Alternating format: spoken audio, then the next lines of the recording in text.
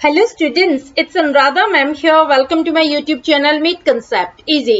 आज के video lecture में क्लास 11th अकाउंटेंसी को कंटिन्यू करते हुए चैप्टर 1 के objectives of accounting and users of accounting information detail में एक्सप्लेन करने जा रही हूँ। पूरा वीडियो लेक्चर स्टार्टिंग से एंड तक फुल कंसंट्रेशन के साथ देखना, क्योंकि दोनों ही ये टॉपिक बेसिस हैं। आपको पता होना चाहिए कि अकाउंटिंग के ऑब्जेक्टिव्स क्या हैं और कौन कौन सी पार्टीज इंटरेस्टेड है अकाउंटिंग इंफॉर्मेशन को यूज करने में। जो एक्सप्लेनेशन मैं आपको प्रोवाइड कर रही हूँ वो आपके लिए सफिशिएंट होगा और एक्स्ट्रा आपको लिखने की रिक्वायरमेंट नहीं है, क्योंकि जो मैं आपको एक्सप्लेनेशन दे रही हूँ, जो मैं आपको नोट्स दे रही हूँ, अगर आप इतना भी लिख देते हैं तो आपको आपके एग्जाम में फुल मार्क्स स्कोर होंगे। क्लियर? तो जो एक्सप्लेनेशन मैं दे रही हूँ इतना ही आपके लिए सफिशिएंट है, आप इतना ही लर्न कर लेना, किसी तरह के एक्स्ट्रा असिस्टेंस की आपको रिक्वायरमेंट नहीं है। तो सबसे पहले हम देखते हैं objectives of accounting. Objectives of accounting में सबसे पहला ऑब्जेक्टिव आता है maintaining accounting records. The main objective of accounting is to keep complete record of business transactions to avoid possibility of fraud and omission। देखो, अकाउंटिंग का सबसे main objective है कि एक बिजनेस ट्रांजैक्शन का कंप्लीट रिकॉर्ड मेंटेन करना। जब हम बिजनेस ट्रांजैक्शन का प्रॉपर रिकॉर्ड बनाते हैं तो हर तरह के फ्रॉड और ओमिशन को अवॉइड किया जा सकता है, क्योंकि जब हम रिकॉर्डिंग करते हैं तो सबसे पहले हम ट्रांजैक्शन को जर्नल में रिकॉर्ड करते हैं क्रोनोलॉजिकल ऑर्डर में, और इसके बाद हम उन्हें पोस्ट करते हैं लेजर में, यानी सिमिलर नेचर के आइटम्स को एक ही अकाउंट में हम पोस्ट कर देते हैं। तो जब हम प्रॉपर रिकॉर्डिंग करते हैं बिजनेस ट्रांजैक्शंस की, तो हर तरह के फ्रॉड और ओमिशन को अवॉइड किया जा सकता है।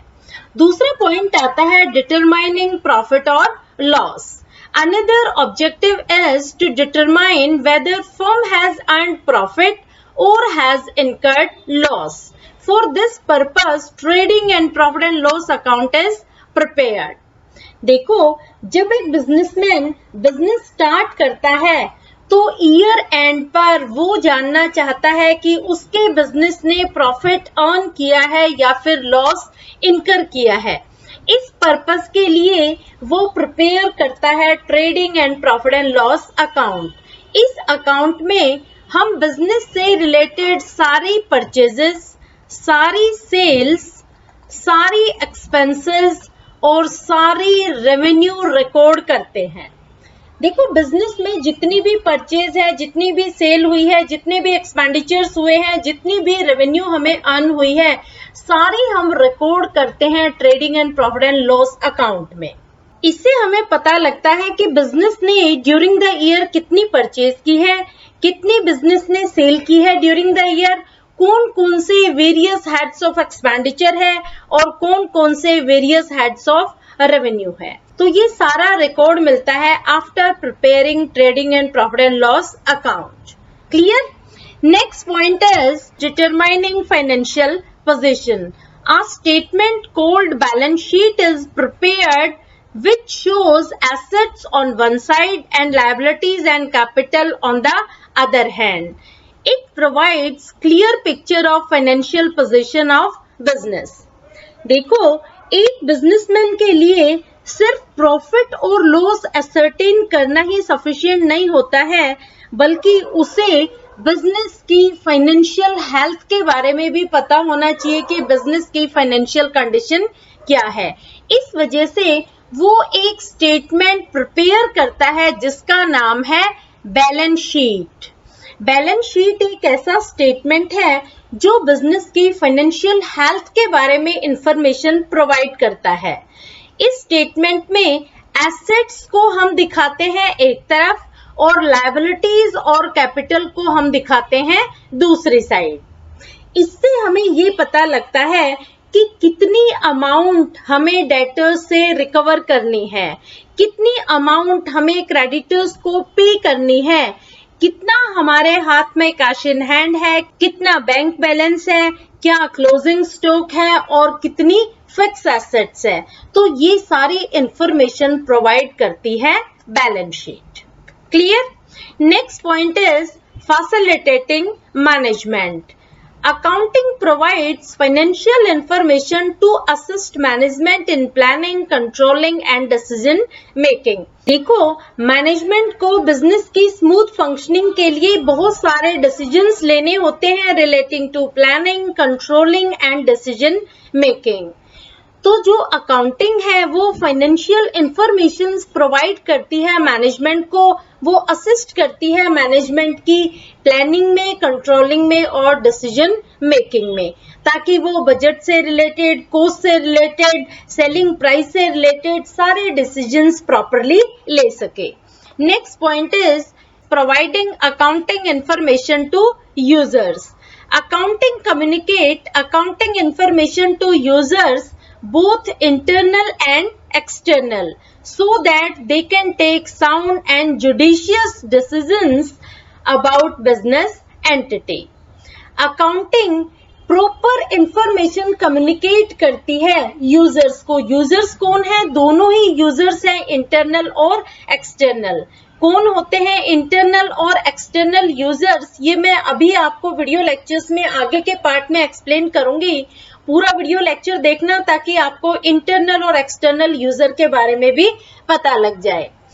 जब यूजर्स कोई भी डिसीजन लेते हैं बिजनेस के बारे में तो उनके डिसीजन साउंड होते हैं और जुडिशियस होते हैं, क्योंकि अकाउंटिंग उनको प्रॉपरली कम्युनिकेट करती है, उन्हें प्रॉपर इंफॉर्मेशंस प्रोवाइड करती है। Next point is protecting business assets. Accounting maintain record of business assets which enables management to exercise control and protect them. देखो, अकाउंटिंग बिजनेस की एसेट्स को प्रोटेक्ट करती है। कैसे प्रोटेक्ट करती है? अकाउंटिंग एसेट्स का रिकॉर्ड मेंटेन करती है कि कितना हमारे पास कैश इन हैंड है, कितनी हमारे पास फिक्स एसेट्स है, कितनी हमारे पास करंट एसेट्स है, कितना हमारा बैंक बैलेंस है, कितनी अमाउंट हमें डेटर्स से रिकवर करनी है। तो इस तरह का हर रिकॉर्ड अकाउंटिंग मेंटेन करती है ताकि एसेट को प्रोटेक्ट किया जा सके। क्लियर?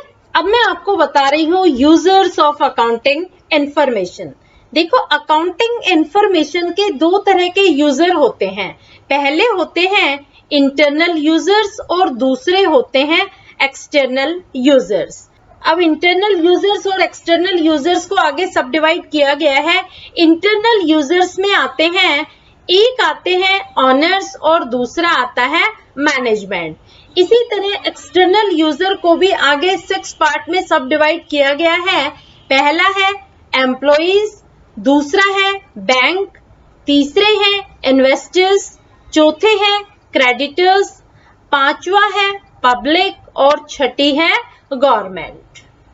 तो ये सारे यूजर्स हैं अकाउंटिंग इंफॉर्मेशन में। ये यूजर कौन कौन होते हैं इन्हें मैं आपको डिटेल में बता रही हूँ। देखो, मैं आपको डिटेल्ड एक्सप्लेनेशन दे रही हूँ हर पॉइंट का। तो जो एक्सप्लेनेशन मैं आपको दे रही हूँ ये आपके लिए सफिशिएंट है। इससे क्या है कि एक तो आपकी नॉलेज एनहेंस होगी और दूसरा आप अपने एग्जाम में इन पॉइंट्स को इजिली डिफाइन कर पाएंगे। तो इंटरनल यूजर में सबसे पहले आते हैं owners. Owners contribute capital in the business so they are exposed to maximum risk. They want to know about profitability and financial soundness of business. देखो, जो ओनर्स होते हैं ये बिजनेस में पैसा लगाते हैं, ये कैपिटल कंट्रीब्यूट करते हैं। तो ये एसर्टेन करना चाहते हैं कि बिजनेस ने प्रॉफिट अर्न किया है या लॉस इनकर किया है। इसके साथ साथ ये अपने कैपिटल की भी सेफ्टी चाहते हैं, क्योंकि ये मैक्सिमम रिस्क पर एक्सपोज्ड होते हैं। सबसे ज्यादा इन्हें ही खतरा होता है क्योंकि इनका बिजनेस में पैसा लगा हुआ है। तो ये इंटरेस्टेड होते हैं क्योंकि ये बिजनेस की प्रॉफिटेबिलिटी जानना चाहते हैं और बिजनेस की फाइनेंशियल साउंडनेस जानना चाहते हैं कि बिजनेस प्रॉफिट अर्न कर रहा है या लॉस इनकर कर रहा है। इसके साथ साथ बिजनेस की फाइनेंशियल हेल्थ कैसी है। इसलिए ओनर्स इंटरेस्टेड होते हैं फाइनेंशियल इंफॉर्मेशन में। दूसरा आता है management. Management need accounting information for making business decision related to cost of product, estimation of future sales and profit, investment in new projects and determination of selling price। देखो, management को financial information की requirement होती है क्योंकि उसे business में बहुत सारे डिसीजंस लेने होते हैं, जैसे प्रोडक्ट का क्या कॉस्ट है। दूसरा, फ्यूचर में बिजनेस की सेल को कैसे इम्प्रूव किया जाए, कैसे प्रॉफिट को इंक्रीज किया जाए। तीसरा, वो नए प्रोजेक्ट में इन्वेस्ट करना चाहते हैं तो वो बिजनेस की फाइनेंशियल हेल्थ को देखना चाहते हैं, कैश फ्लो स्टेटमेंट को देखना चाहते हैं। इसके साथ साथ जब वो सेलिंग प्राइस को डिटरमाइन करते हैं तब भी उन्हें फाइनेंशियल इंफॉर्मेशन की रिक्वायरमेंट होती है। तो मैनेजमेंट को बिजनेस की स्मूथ फंक्शनिंग के लिए फाइनेंशियल रिकॉर्ड की रिक्वायरमेंट होती है। अब एक्सटर्नल यूजर्स में फर्स्ट यूजर आते हैं एम्प्लॉइज और workers. Employees need information about the profit of the business to pay higher wages and bonus. देखो, जो एम्प्लॉइज होते हैं, जो वर्कर्स होते हैं, वो अकाउंटिंग इंफॉर्मेशन में क्यों इंटरेस्टेड होते हैं? क्योंकि उन्हें हमेशा हायर वेजेस और बोनस की एस्पिरेशंस होती है। वो चाहते हैं कि बिजनेस हमेशा हमें हायर वेजेस दे और हमें bonus they.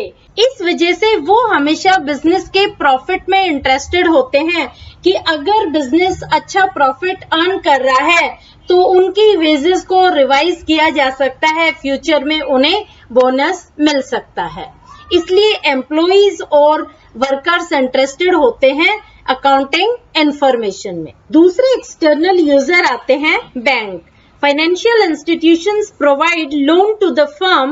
They need financial information to ensure the safety and recovery of principal and payment of interest when due. They also want to judge whether they should maintain or restrict future loan. देखो, जो financial institutions होते हैं ये financial information में इसलिए interested होते हैं क्योंकि ये बिजनेस को लोन देते हैं। जब ये लोन देते हैं तो ये बिजनेस के परफॉर्मेंस को जानना चाहते हैं कि उनके लोन अमाउंट को टाइम पर रिकवर किया जाएगा कि नहीं। दूसरा, लोन पर जो इंटरेस्ट ड्यू है वो टाइमली पेड किया जाएगा कि नहीं। जब प्रिंसिपल की अमाउंट और इंटरेस्ट की अमाउंट ड्यू होती है तो क्या बिजनेस इस सिचुएशन में है कि टाइमली रीपेमेंट कर पाएगा और उसकी प्रिंसिपल की अमाउंट सेफ एंड सिक्योर है। इस वजह से वो फाइनेंशियल रिकॉर्ड को चेक करते हैं। इसके साथ साथ फाइनेंशियल इंस्टीट्यूशन ये भी डिसाइड करते हैं, ये भी जज करते हैं कि उन्हें बिजनेस को लोन आगे कंटिन्यू करने चाहिए फ्यूचर में कि नहीं, रेस्ट्रिक्शंस लगानी चाहिए फ्यूचर लोन पर या फ्यूचर लोन को मेंटेन करना चाहिए या फिर एक्सटेंड करना चाहिए। तो ये सारे डिसीजन बैंक लेते हैं जब वो फाइनेंशियल इंफॉर्मेशन को चेक करते हैं। इसके बाद नेक्स्ट आते हैं investors. They need information to judge the earning capacity of enterprise and how safe is their investment. उन्हें अकाउंटिंग इंफॉर्मेशन की रिक्वायरमेंट क्यों होती है? क्योंकि देखो, उन्होंने बिजनेस में पैसा इन्वेस्ट कर रखा है, वो बिजनेस की अर्निंग कैपेसिटी को जज करते हैं। वो ये भी जज करते हैं कि उन्होंने जो पैसा इन्वेस्ट किया है वो कितना सेफ है। इसके बाद आते हैं creditors. Creditors check credit worthiness of the business. They want to know whether amount owing to them will be repaid when due, and they should maintain and extend or restrict credit to enterprise. Creditors कौन होते हैं? Creditors वो parties होती हैं जिन्होंने business को credit पर सामान दिया है या फिर क्रेडिट पर सर्विस प्रोवाइड की है। क्रेडिट होता है उधार, यानी उन्होंने बिजनेस को जो भी सामान सप्लाई किया है या सर्विस प्रोवाइड की है वो उधार में दिया है। तो वो बिजनेस की क्रेडिट वर्दीनेस को चेक करते हैं।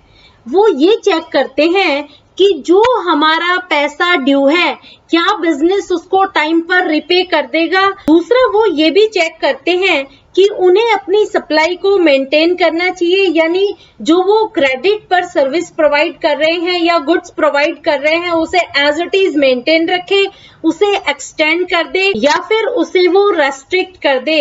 इस वजह से वो फाइनेंशियल इंफॉर्मेशन में इंटरेस्टेड होते हैं। नेक्स्ट आती है पब्लिक।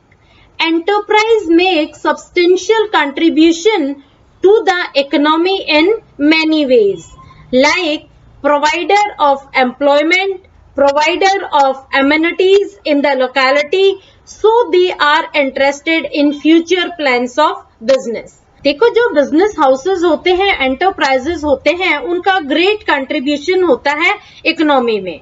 वो कैसे कंट्रीब्यूट करते हैं? वो एम्प्लॉयमेंट अपॉर्चुनिटी जनरेट करते हैं, वो बेसिक फैसिलिटीज प्रोवाइड करते हैं। एमिनिटीज का मतलब होता है बेसिक फैसिलिटीज, जैसे हॉस्पिटल बनवा दिए, स्कूल्स बनवा दिए, पार्क बनवा दिए। तो इस तरह से वो लोकेलिटीज में बहुत सारी सर्विसेज प्रोवाइड करते हैं।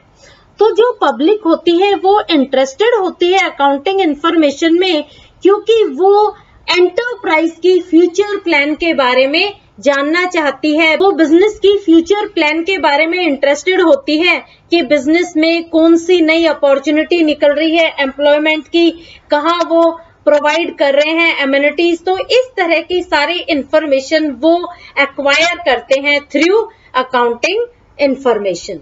और लास्ट आता है government. Government levies various type of taxes like GST, income tax, custom tax, etc. Authorities assess correct tax due after analyzing financial statement. देखो जो गवर्नमेंट होती है ये तरह तरह के टैक्स लगाती है, जैसे GST लगा रही है, इनकम टैक्स लगा रही है, कस्टम ड्यूटी लगा रही है।